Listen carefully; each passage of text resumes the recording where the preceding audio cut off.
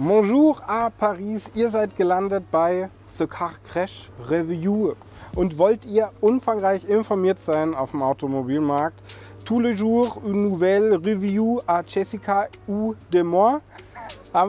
Dann abonniert genau jetzt Le Chanel und dann seid ihr umfangreich informiert auf dem Automobilmarkt. Wir sind heute in Paris und ich habe ein Auto dabei, was, naja, also in Paris designt ist, in Rüsselsheim gebaut und vielleicht was für diejenigen, die sich nicht entscheiden können zwischen Peugeot 308, zwischen ja, zum Beispiel auch dem neuen Opel Astra, die nicht wissen, will ich lieber ein SUV Coupé oder eine kompakte Limo, die nicht wissen, will ich lieber eine vollelektrische Version ab 2024, will ich ein Plug-in-Hybrid, will ich vielleicht einen Diesel, will ich einen Benziner, will ich dieses Auto als Cross-Version in der Performance-Line oder will ich es einfach ganz normal haben? Will ich ein deutsches Auto mit deutscher Qualität oder französisches Design? Warum? Der hier kann einfach alles, sehr flexibel, Pariser schick, Clou de Paris, Savoir-faire, alles hier drin. Was das heißt, erfahrt ihr in diesem Review.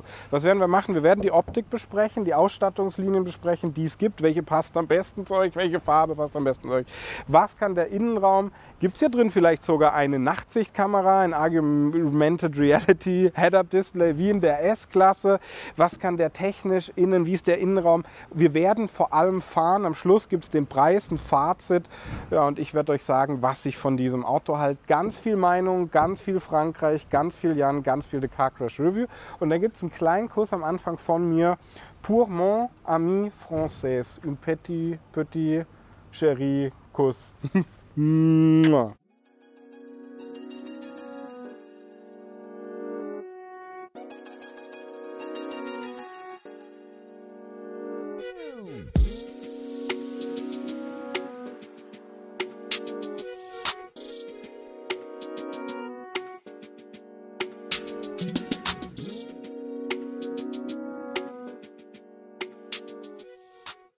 Ja, ganz am Anfang, bevor es losgeht, verspreche ich, jetzt wird es nicht mehr so französisch, weil ich es einfach nicht so gut kann. Aber unser Kooperationspartner GoLeasy wird dieses Auto lieben. Warum? Hier steht er als E-Tense in der Performance Line und Plug-in-Hybride aktuell voll förderfähig, bis zu 7.000 € Förderung. Was machen die Jungs? Die vergleichen für euch unter den etablierten Leasing-Anbietern und suchen den garantiert besten Leasingpreis raus. Schaut da gern vorbei, ist eine gute Sache. Ja, und jetzt spreche ich über die Historie und viele sagen, ey DS4, verarsch uns nicht, du willst uns den jetzt als neu verkaufen. Den gab es doch schon 2011 und 2018. Ja, da war es aber ein Citroën DS4 und der war nun mal auf der Plattform vom Citroën C4. Das hier ist jetzt was komplett Neues, denn man hat im PSA-Konzern, der ja inzwischen zu Stellantis gehört, dazu später mehr gesagt, okay, also wir haben eine neue Plattform, die EMP2-Plattform. Auf dieser Plattform steht inzwischen der Peugeot 308 Sportswagen, steht inzwischen der neue Opel Astra, den Jesse euch vorgestellt hat und jetzt zum Beispiel auch der Opel Grandland ohne X und eben jetzt auch hier der DS4. Ganz spannend ist, man hat jetzt gerade ganz aktuell bei DS beschlossen, ab 2024 werden keine Verbrenner mehr gebaut. Ich glaube, ab 2025 auch keine mehr verkauft. Sehr interessant. Das ist jetzt also hier ein Auto auf der Plattform. Was ist toll an der Plattform? Naja, da passen Benziner, Diesel, Plug-in-Hybride und jetzt ganz bald dann auch eine E-Version eben ab 2024 rein. Wenn man jetzt hier über die Varianz spricht vom Auto, habt ihr eben den normalen DS4, habt eine Cross-Version, die ein bisschen mehr SUV ist. Ihr habt die Performance-Line, die ein bisschen sportlicher ist zum Beispiel auch. Ja, und dann gibt es die üblichen Ausstattungen, dazu kommen wir später. Das Auto hat kompakte Ausmaße, ist erstmal relativ spannend, weil ihr habt es jetzt einmal gesehen, die Karosserie ist echt eine Mischung aus Golf und T-Roc Coupé oder sowas in der Art. Also eine Mischung aus kompakter Limousine eben und SUV Coupé. Sowas habe ich noch nicht so häufig gesehen. Das Auto, was mir einfällt, was am nächsten dran kommt vielleicht vom Konzept, ist der BMW X2. Passt natürlich perfekt zu so einer Designmarke, ne? Wir haben hier jetzt die Performance Line drauf. Es gibt noch Cross, da haben wir dann vorne so einen angedeuteten Unterfahrschutz, eine Dachreling zum Beispiel, ne, so ein bisschen SUV-mäßiger. Hier in der Performance Line haben wir sehr viele schwarze Elemente und beim normalen DS4 ist das Design wahrscheinlich ja am cleansten. Ne? Und wenn man dann natürlich darüber spricht, dass dieses Auto in 7 Lackfarben verfügbar ist, gibt es ja dieses Gold-Kupfer, was keinen Aufpreis kostet und eben 6 weitere, die alle 700 kosten, bis auf eine, das ist dieses Perlmuttweiß, das kostet 1100 Euro. Und wenn er das Auto jetzt von vorne anschaut, dann sind die Franzosen vor allem auf eine Sache stolz, nämlich diese DS Active Suspension. Heißt, eine Kamera nach vorne scannt den Fahrbahnbelag, die adaptive Federung passt dann ja ihren Härtegrad quasi an, sodass ihr ein sehr weiches Fahrgefühl habt, wenn ihr wollt. Ihr könnt das Auto allerdings innen auch noch sportlicher, also härter stellen. Ja, und wenn man den jetzt vorne mal anschaut, dann sieht man natürlich, das ist französische Designkunst. Wir haben den DS3 Crossback, den DS7 Crossback gezeigt, den DS9, dann war teilweise so ein Clou de Paris Zeichen hier vorne und jetzt hier eben der DS4. Es wird noch ein weiteres, also ein 5. Modell wohl kommen. Aber wenn man das jetzt vorne anschaut, dann haben wir Matrix LED-Leuchten. 98 ja, Elemente, insgesamt LED-Dioden auf beiden Seiten. Serienmäßig ist ein LED, ein Voll-LED-Licht. Und was interessant ist, was so ein bisschen von Peugeot fast geklaut aussieht, ist hier dieser krumme Säbelzahn vorne als LED-Tagfahrlicht. Und wir haben hier 1, 2, 3 Elemente drin, Matrix-LED-Licht. Warum ist es gut? Das kann den Gegenverkehr quasi ausblenden, Schilder anblenden. Man hat so eine Art permanente Fernlichtwirkung, was spannend ist. Was designmäßig spannend ist, ist quasi diese optische Verbindung zwischen den Leuchten. Wir haben hier einen sehr spannenden Grill vorne, haben eine Kamera hier nach vorne, das DS-Zeichen und hier die Performance Line. Also das ist für mich vorne vielleicht das schönste Modell zwischen 308, zwischen Opel, Astra, aber das liegt ja immer im Auge des Betrachters, das vielleicht für die extravaganteren Leute, während der Astra vielleicht eher ein bisschen gemäßigter, golfmäßiger ist und der 308 eigentlich fast noch designorientierter. Das ist französische Mode, kann man sagen. Wenn man dann über die Felgen spricht, ja, haben wir 17, 19, 20 Zoll Felgen. Hier sind die 19 Zöller drauf, schön hier rot mit der Performance Line, schwarzes Felgenbett, schon eine richtig schöne Felge, aber es geht ja auch um die Ausmaße. Ne? Der ist 4,30 Meter lang, 1,83 breit, 1,47 hoch. Außer der Cross, der ist 2 cm höher, liegt nur daran, dass wir eine Dachreling da oben haben. Schwarz abgesetztes Dach passt natürlich sehr gut dazu. Das hat man in Paris rausgefunden. So ein Glasdach hier oben, was man auch öffnen kann. Richtig schick, ich glaube 1100 Euro. Und man hat natürlich bei den Franzosen auch auf den CW-Wert Acht gegeben. Heißt, wir haben hier diesen Griff, der versenkbar ist und keine rahmenlosen Scheiben, was ein bisschen schade ist. Und Bodenfreiheit ist ganz okay. Beim Cross haben wir nicht mehr Bodenfreiheit. Das Auto ist immer frontgetrieben. Allradantrieb gibt es auch nicht und es gibt auch keine Handschaltung mehr. Okay? Jetzt stehen hier quasi diese Griffe raus, aber ich finde es sehr charmant gelöst. Wir haben hier auch schwarze Elemente. Das DS-Zeichen ist hier. Wir haben unten nochmal Chrom quasi im Schweller drin. Hier ein bisschen Plastik, was gut ist für die Stadt, sehr robust. Das Auto wird vermutlich in der Stadt gefahren, vor allem in der Version. Ne? Und dann ist natürlich eine große Frage, wenn ihr einmal drumherum geht, ey, sagt mal, wo ist denn der Akku, Jan? Kann ich euch erklären, denn der 12,4 Kilowattstunden große Akku, der liegt etwa hier unten. Das ist ganz interessant, der wiegt mit dem ganzen extra Antriebsstrang etwa 300 Kilo mehr. Und wo kann man den dann laden? Über Rekuperation kann man den laden, dazu kommen wir später, und an der Steckdose. Hier seht ihr das. Ja, und da kann man den mit 1,8 kW zum Beispiel zu Hause laden, dann wäre das Auto in unter 8 Stunden vollgeladen. Ihr könnt es mit 3,6 kW laden, dann wäre es in unter 4 Stunden vollgeladen. Oder mit 22 kW mit einem Onboard-Charger, maximal bis 7,4 kW, wäre das Auto unter 2 Stunden voll. 22 kW deshalb wichtig, weil das quasi die Ladefähigkeit ist, die dann immer 7,4 kW garantiert. So, und jetzt schauen wir uns den von hinten an und wenn euch das Auto schon von vorne gefällt, finde ich es von hinten fast noch schöner. Spannend ist auch, auf der Seite ist jetzt der Benzintank, hier 40 Liter, bei den Reihenverbrennern 53 Liter. Wenn wir schon beim Zahlenchaos sind, hat der eine Anhängelast von 1,1 bis 1,4 Tonnen, je nach Motor dann, was spannend ist. Und dann haben wir hier hinten zwischen den Leuchten so eine Verbindung. Wir haben hier ein sehr schickes Design in der Leuchte. Ich finde von hinten die Leuchten mega. Übrigens auch beim DS3 Crossback, beim D7 Crossback sehr schicke Leuchten. Hier haben wir in die Scheibe so ein eingearbeitetes Muster, ein Dachkantenspoiler hier hinten, der das Auto optisch verlängert. DS-Zeichen hier. Hier seht ihr die Performance Line beim DS4 zum Beispiel. Und hier steht e-Tense. e-Tense steht für den Plug-in-Hybriden. Und während der VW-Konzern jetzt oft den Fehler macht, dass wir bei PHEVs so Fake-Endrohre hinten dran schrauben, haben wir das hier nicht.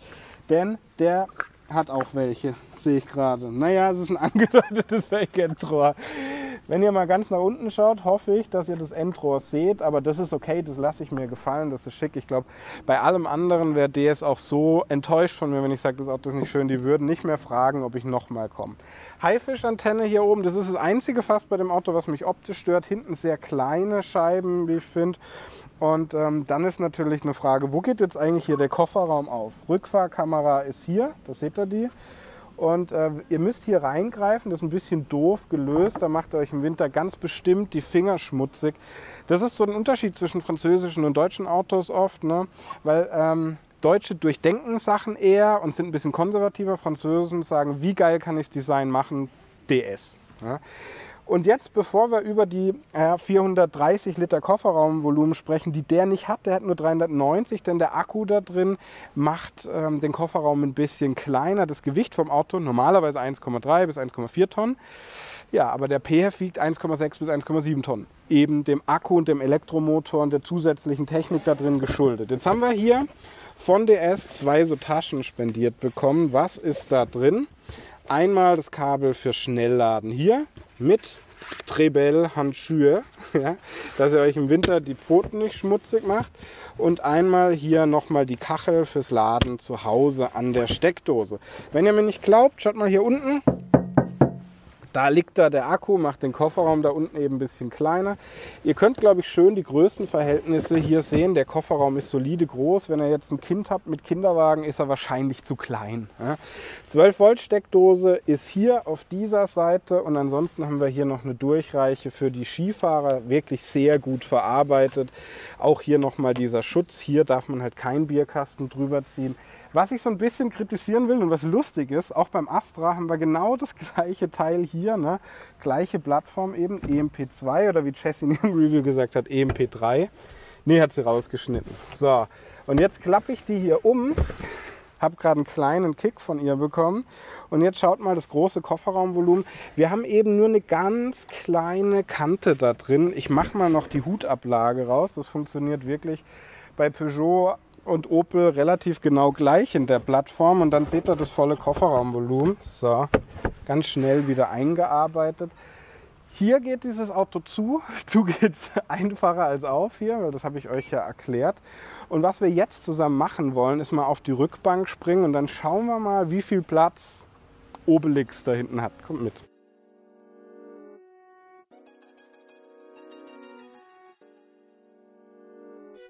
Ja, und erstmal seht ihr, naja, also ich stehe tatsächlich mit dem Kopf dann doch da oben an. So ein bisschen zumindest. Der Himmel ist hell. Wir haben hier dieses Schiebedach drin, was es hier sehr freundlich macht. Hier haben wir nochmal Leuchten. Fokal-Elektroanlage hier drin, dazu kommen wir später, die ist ein Gedicht.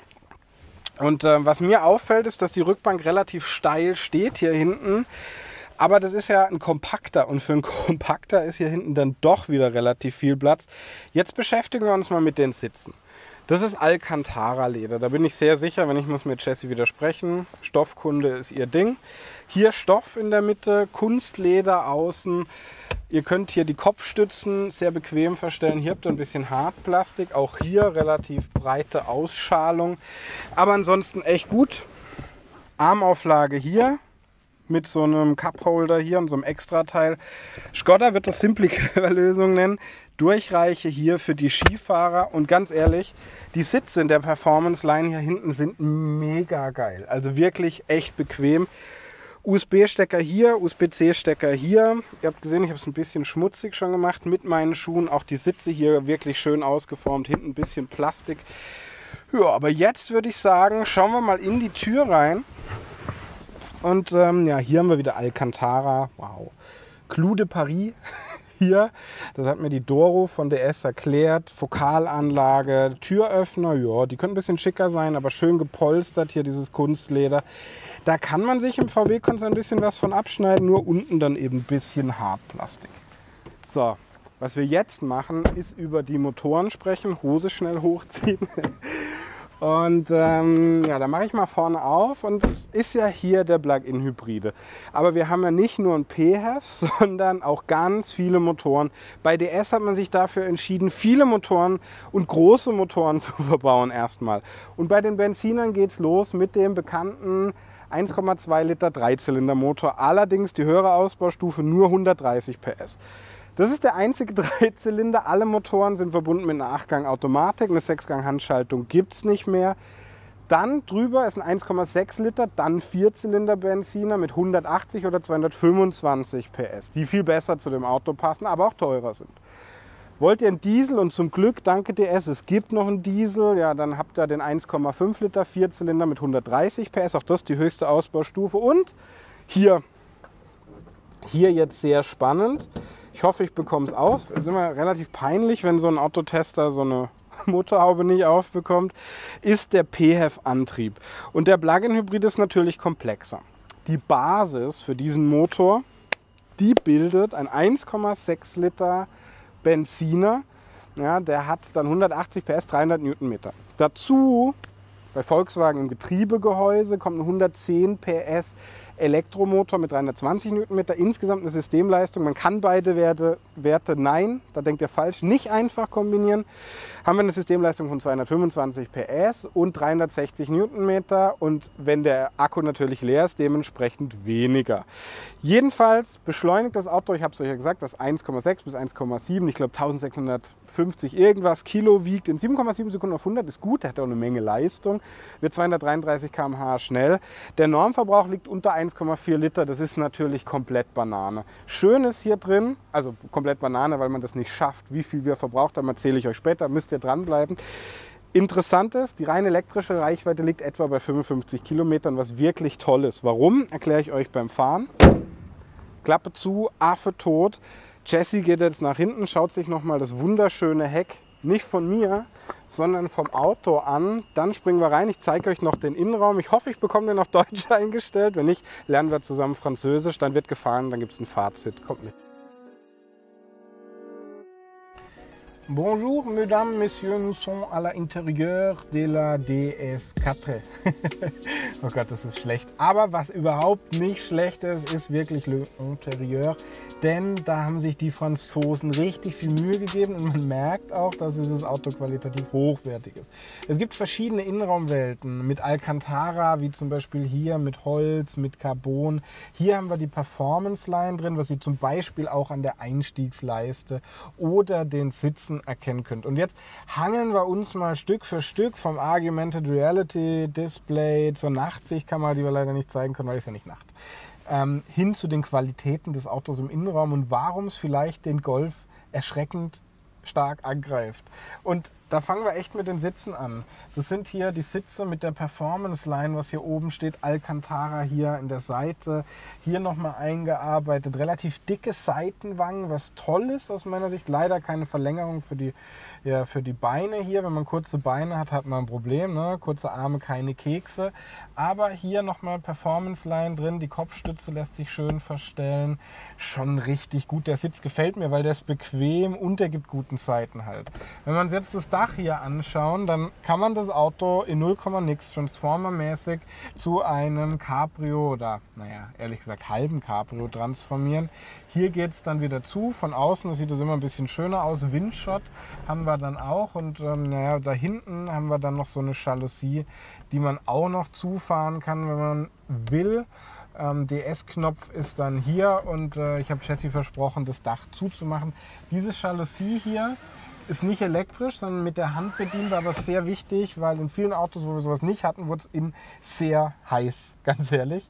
Und zu Displays und dem Dashboard hier mit diesem Schwert da vorne kommen wir später. Was wir jetzt machen wollen, ist in die Tür schauen, weil was ja viele beim Volkswagen-Konzern kritisieren, ist ja hier zum Beispiel viel Hartplastik. Aber hier haben wir Kunstleder, Alcantara oben, die Türöffner in der Tür jetzt, nicht mehr in der Mitte wie früher. Auch nochmal so ein Clou de Paris Ding. Dann haben wir gelber, roter Zierstreifen hier drin für die Performance Line und die Fokalanlage. 14 Lautsprecher, 690 Watt. Ja, macht Krach in der Nacht, sage ich einfach nur. Und dann haben wir in der Tür auch noch was, um was abzulegen und oben auch noch echt was, wo man schön die Tür öffnen kann. Nur ein bisschen Hartplastik halt ganz an der Seite und unten, aber das ist okay und für die Klasse echt beeindruckend, dass man mit so wenig Hartplastik auskommt. Hier ist ein Handschuhfach, aber auch schön ausgekleidet, innen auch Hartplastik und hier jetzt Alcantara. Großartig. Ein paar Knöpfe, ein paar wenige, aber wichtige Start-Stopp-Knopf ist hier und hier habt ihr was, auch komplett mit Alcantara bezogen hier, ne?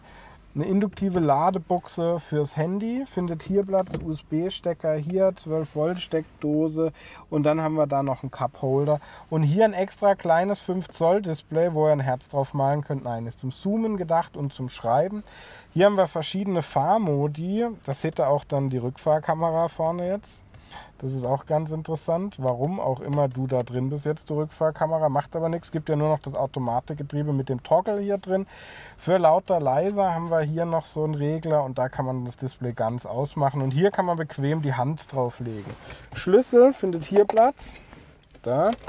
Und dann haben wir hier von DS 2 Wasserflaschen, Wasser ist für mich Leben, USB-C-Stecker hier drin, schon ganz praktisch, finde ich. So geht es dann wieder zu. Wie gesagt, 2 Wasserflaschen hier drin und ach so, übrigens, so sieht er aus, der Schlüssel. Ganz gut geworden, finde ich. Jessie hat da manchmal andere Meinung bei den Schlüsseln wie ich. Was Schönes hier, die Lüftungsdüse schön integriert hier. Sehr versteckte Lüftungsdüsen, rahmenloser Innenspiegel.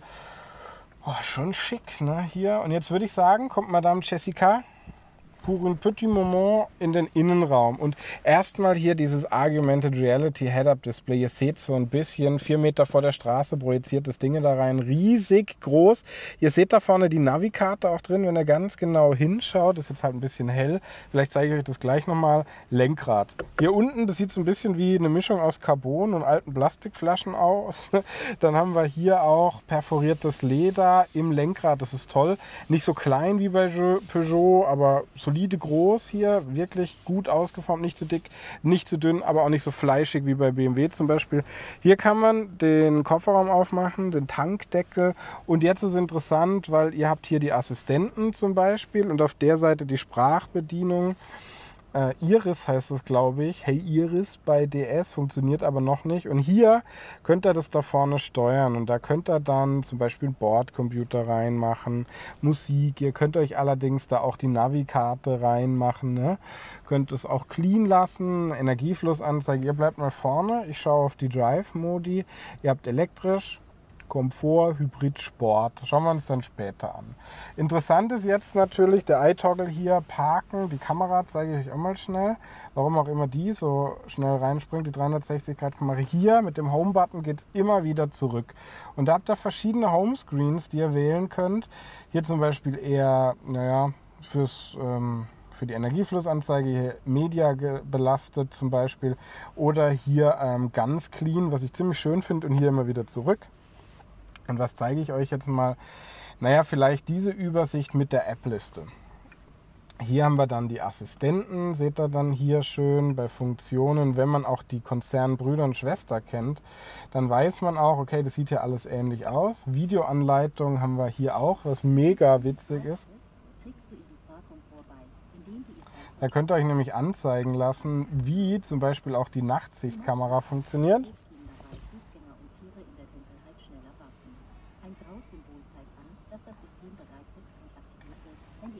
So, das ist lustig, aber wir schauen uns das jetzt nicht ganz an. Das macht das Video dann doch relativ lange.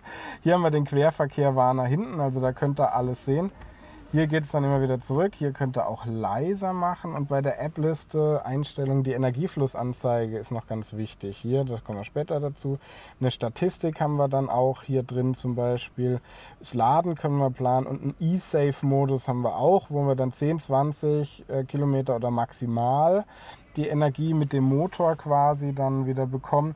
Was dann noch interessant ist, wenn es hier wieder zurückgeht, in der App-Liste haben wir für zum Beispiel die Navigation. Und da könnt ihr hier unten zum Beispiel reinzoomen. Schaut euch das an. Oder auch rauszoomen. Dafür müsst ihr meine Hände anschauen und eben da vorne. Das ist sehr praktisch. Und wenn ihr das dann vorne anschaut, bei Suchen zum Beispiel, hier draufdrücken oben, dann könnt ihr zum Beispiel auch ein H oder ein LI machen, ne? Oder ein Herz, mal gucken, was es dann wird, oder ein F, ne? Und dann sucht euch das, je nachdem, was ihr dann wollt, ja, die entsprechenden Dinge. Ich habe gehört, die Version, die ihr dann bekommen wird, hat eine bessere Spracherkennung mit Hey Iris. Das ist dann hier ist sie, die Iris, was noch nicht funktioniert, weil Vorserie. Wie in Mercedes-Benz, ähnliches System, nur bessere Generation. Sitzheizung ist hier. Ja, leider kann ich euch die Nachtsichtkamera nicht zeigen. Ansonsten mag ich an dem System, dass es aufgeräumt und clean ist. Hier die Klimasteuerung, das Wichtigste für die Klima. Hier macht ihr das unten, dann entscheidet ihr euch für die Richtung. Hier habt ihr noch die Möglichkeit, zum Beispiel Panoramakamera oder alle Funktionen zum Auto euch anzuzeigen. Parkbremse ist dann hier. Ja, und ansonsten habe ich jetzt echt lange über den Innenraum gesprochen. Wird Zeit, dass wir endlich fahren.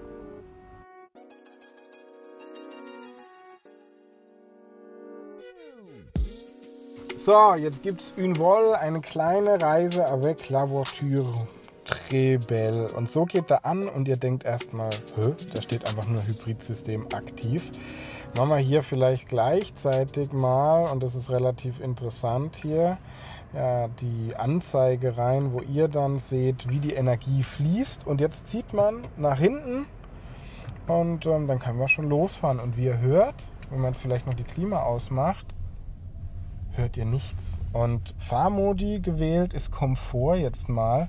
Und was krass ist, schaut mal da draußen, das ist Kopfsteinpflaster. Also vielleicht schaut ihr da vorne raus, ganz nah, Kopfsteinpflaster. Zwar glattes, aber die Federung mit dieser DS Active Suspension, die die Fahrbahn ausliest und dann hier, die macht jetzt wahrscheinlich ganz weich, wahrscheinlich alle 4. Und es ist hier drin ruhig, wirklich gut gedämmt und ja, tolle Federung auf jeden Fall. Was Schönes, schaut euch die Lenkung an. Die Lenkung jetzt in dem Komfortmodus ist wirklich alles andere als sportlich. Die ist sogar sehr, sehr indirekt, aber sie ist halt komfortabel. Die ist richtig bequem hier und das Lenkrad ist auch nicht zu klein. Ich kann das Lenkrad auch schön verstellen. Schaut euch das an, in alle Himmelsrichtungen. Finde also ähnlich wie bei einem Golf sehr guten Sitzposition. Habe hier auch die Gangwahlhebel für die 8-Gang-Automatik. Und was jetzt interessant ist, der B-Modus ist der stärkere Rekuperationsmodus. Jetzt kommt hier nochmal vorne so eine Poller. Habt ihr jetzt nicht gesehen natürlich. Ja, und jetzt schalte ich auf B und dafür muss ich erst Gas geben, gehe vom Gas und der bremst. Der bremst, seht ihr hier vorne. Ne? In B dann weniger, also in B dann stärker, also nicht B. Was heißt denn B? Was heißt denn bremsen? Was heißt denn Energierückgewinnung? Rekuperieren, sagt der Student oder Abiturient. Also andersrum dient der E-Motor als Generator, ne, und lädt den Akku, der quasi hinter uns sitzt, wieder auf. Jetzt kommen wir hier auf eine große Straße, Landstraße. Was machen wir? Ja, wir haben ja den Performance Line, also machen wir mal ein bisschen Disco, machen wir mal ein bisschen Sport. Ne? Ich bremse hier und jetzt haben wir 360 Newtonmeter auf Vollgas. Gebe Gas, gehe von der Bremse und jetzt seht ihr schon, der zieht vorne schon ein bisschen an der Vorderachse, aber ist natürlich in 7,7 Sekunden auf 100. Das seht ihr vorne, wenn ihr dann mal ja, in das Head-Up-Display reinschauen wollt jetzt. Sehr gut, ne? Wenn man die Navikarte angezeigt hat, hat man dann eigentlich im Head-Up-Display alles, was man braucht. Mehr braucht man eigentlich gar nicht. Jetzt ist die Lenkung direkter. Die Federung ist härter. Die Lenkung ist wirklich, fühlt sich ein bisschen synthetisch an, aber ist trotzdem viel direkter und die Federung ist wesentlich sportlicher. Ihr könnt auch hier am Lenkrad eingreifen. Ihr merkt allerdings eins. Das Auto ist relativ schwer. Es wiegt 1,6 bis 1,7 Tonnen, je nach Ausstattung. Und das braucht auch das Drehmoment, was hier drin ist. Bremsung machen wir auch mal. Chassis hält sich fest. Ja, auch bei der Bremsung, bei der Vollbremsung merkt man, ist kein Leichtgewicht. Da müsste man dann die reinen Verbrenner nehmen. Aber es macht Spaß. Was noch Spaß macht, ist, gefühlt sitzt man relativ hoch. Also nicht ganz so hoch wie bei einem SUV, eher wie bei einem Crossover. Was schön ist und hat eine gute Übersicht über die Straße. Hat hier dieses Glasdach drin. Und jetzt beschäftigen wir uns mal mit dem Wendekreis. Ich weiß nicht, ob das hier erlaubt ist. So, aber machen wir einfach trotzdem mal. Und schaut mal. Der kommt rum in der Plattform und das ist mir jetzt schon häufiger aufgefallen, echt ein solider Wendekreis. Wenn ihr faul seid, schaut da vorne mal vielleicht rein, der hybride Modus, da ist er, ist so der Alltagsmodus. Da müsst ihr einfach überhaupt nicht nachdenken. Modus rein und das Auto entscheidet von alleine, was ist jetzt gut, was ist schlecht. Müsst ihr euch keinen Stress machen, ihr habt ein bisschen weniger Leistung, ist aber okay. Am Lenkrad könnt ihr dann immer ein bisschen eingreifen und die ganze Charakteristik vom Auto passt sich an. Der spannendste Modus ist ganz bestimmt der voll elektrische, weil jetzt arbeitet nur der E-Motor. Ne? Wir dürften jetzt eigentlich nur 100 CBS, 320 Newtonmeter haben, merkt man auch, wenn man mal bremst. So, beschleunigen wir mal durch. Jetzt merkt man, jetzt kommt der Verbrenner dazu, das wollte ich gar nicht. Das ist interessant, dass man das hier übersteuern kann. Also bremse ich nochmal, drück vielleicht nicht ganz so stark runter. Ja genau, jetzt merkt man, die Beschleunigung ist ein bisschen schwächer und wenn ich nicht ganz das Gas bis zum Bodenblech runterdrücke, dann beschleunigt er jetzt auf 100, dauert natürlich dementsprechend ein bisschen länger. Oh, jetzt sind wir auf 100. Und jetzt kann ich euch gut die Rekuperation zeigen. Gehe ich also hier vielleicht wieder in den elektrischen Modus, drücke ich auf B, dann bremst er stärker, das seht ihr hier vorne dann bei Charge. Gehe ich runter, bremst er weniger stark und der Akku lädt sich dementsprechend auf. Seht ihr auch da vorne, bremse ich, ist es dann wiederum stärker. Interessant ist auch die Statistik, die ist jetzt natürlich für einen Eimer, weil ich so viel Gas gegeben habe und der E-Save-Modus. Mache ich hier an. Jetzt könnte ich mit 10 Kilometer saven quasi, wenn ich in eine Stadt komme oder 20 Kilometer könnte ich mir saven oder Maximum. Was passiert dann? Ja, dann lädt quasi der Verbrenner einfach den Akku, ne? Und das ist energiepolitischer Blödsinn. Also machen wir das aus, aber schön ist, dass es nun mal geht. Ich bin allerdings ja immer so der Typ, der ein bisschen so eine der letzten Bastien ist für sportliche Fahren und was wir jetzt mal machen, ist mal eine schnelle Runde. Wir haben ja hier einen Frontantrieb und ihr merkt schon, der dreht sich echt hier im Kreisverkehr relativ sauber ein, lässt sich dann auch wieder sauber fangen. Also die Assistenzsysteme hier drin, die funktionieren schon ganz gut. Ne? Jetzt muss ich natürlich hier rausfahren, weil wir rutschen nur in eine Richtung. Also das ist ein wirklich sauber, solide, abgestimmtes Auto. Und wovon ich überrascht bin, ist, dass die Unterschiede in jetzt Sport oder Komfort dann doch so groß sind. Und man muss es ja gar nicht immer so übertreiben. Macht man zum Beispiel hier die Assistenten einfach rein. Ne? Hier Assistenten rein, drückt nach unten und nach oben. Hält der jetzt, schaut mal den Abstand zum Vordermann, müsst jetzt von allein auch bremsen. Ich kann ihn jetzt mal so 50 km/h einstellen, kann den Abstand dann auch größer oder kleiner stellen. Schaut mal, der da vorne bremst. Wir bremsen auch, das geht dann bis zum Stillstand aus meiner Sicht, hält die Spur, also alles um teilautonom Level 2 unterwegs zu sein. Querverkehrwarner, ein Querverkehrhalteassistent ist hier auch drin, nicht Querverkehr, ein Querverkehrwarner hinten und ein Spurhalteassistent, Sojan, ist auch hier drin. Ja, und das macht dann natürlich auf der Autobahn richtig Spaß und wenn mal gutes Wetter ist, macht ihr einfach das Dach hier auf. Ja, die Sonne scheint euch aufs Haupthirn und ihr könnt fahren, genießen. Das ist ein schönes, wirklich toll umgesetztes französisches Auto made in Germany. Jetzt kommen wir zum Fazit. Coucou, Arthur est un perroquet. Kommen wir zum Fazit. Und ich habe euch ja versprochen, dass ich euch sagen werde, ist das Auto was für euch? Für wen ist das Auto was? Und pourquoi tu parles très bien français, monsieur? Also erstmal, ist euch vielleicht der neue Opel Astra, den wir euch gezeigt haben, zu nah am Golf? Ist euch der Peugeot 308 zu krass durchdesignt, vielleicht zu überspitzt? Wollt ihr mehr Luxus? Wollt ihr eine Mischung aus SUV und kompakter Limo? Ja, dann seid ihr bei den Franzosen richtig gut aufgestellt. Warum?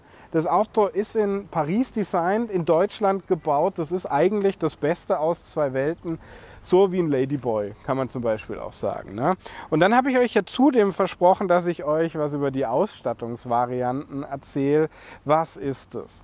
Bastille, Bastille Plus, Trocadero und Rivoli. Alle benannt nach Stadtteilen Paris natürlich. Hier die sportliche Version für mich, ne? Wenn ihr es mir schon nicht anseht, die Sportlichkeit, muss es mein Auto haben. Dann gibt es die Cross-Version für die, die eigentlich ein SUV wollen, ihn sich aber nicht leisten können. Ne, Quatsch. Oder die Version der DS4 am klarsten designt, finde ich. Dann haben wir vorne übrigens auch noch ein Lichtspiel, nicht ganz so schön wie beim DS7, aber es ist da. Und die Optik für mich einmalig, ganz viele haben beim Astra oder auch beim 308 drunter geschrieben, tolle Autos, aber der DS4, der gefällt mir besser. Und da hat man bei den Franzosen eine richtig gute Arbeit gemacht, wie ich finde. Außerdem habe ich euch versprochen, euch zu erklären, welcher Motor ist was für mich. Wollt ihr irgendwie von A nach B kommen, nehmt ihr den Benziner, ne, am günstigsten im Einstieg. Das Auto beginnt bei 28.900 €, hat immer schon die 8-Gang-Automatik. Wollt ihr richtig viel Spaß haben, nehmt ihr den großen Benziner mit 225 PS. Seid ihr Langstreckenfahrer, nehmt bitte den Diesel. Ja. Da habt ihr am meisten davon. Wenn ihr vielleicht Kurzstrecke ab und zu fahrt, ab und zu lang, euch nicht so richtig entscheiden könnt, auch bereit seid mal zu laden, habt dann eine voll elektrische Reichweite von 55 Kilometer, dann nehmt ihr den PF 225 PS. Der drückt auch richtig nach vorne, macht richtig Spaß und beginnt bei 37.900. Und wenn ihr sehr viel Geduld habt und ja, vielleicht was für die Umwelt machen wollt, dann nehmt ihr die E-Version ab 2024. Was die kostet, kann ich euch nicht sagen. Ich kann euch allerdings sagen, dass es aktuell bei reinen Elektrofahrzeugen eine Förderung von bis zu 10.000 € gibt. Ihr zahlt nur 0,25% Dienstwagensteuer. Hier steht der PF.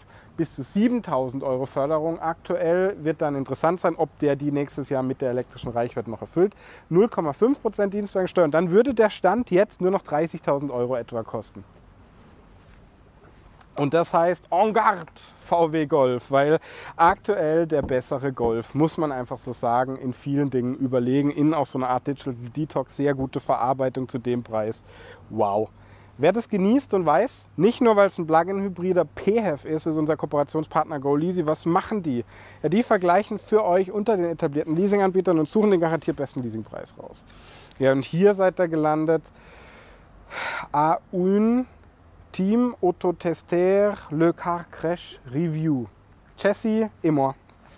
Abonnement, le canal pour vous et pour nous, c'est un truc muy, très grande. Macht es, abonniert den Kanal, ich bin der Jan. Jetzt gibt es erstmal eine Weile kein Französisch mehr. Ich bedanke mich bei euch fürs Zusehen und bis bald. À une autre Circus. Ciao, tschüss.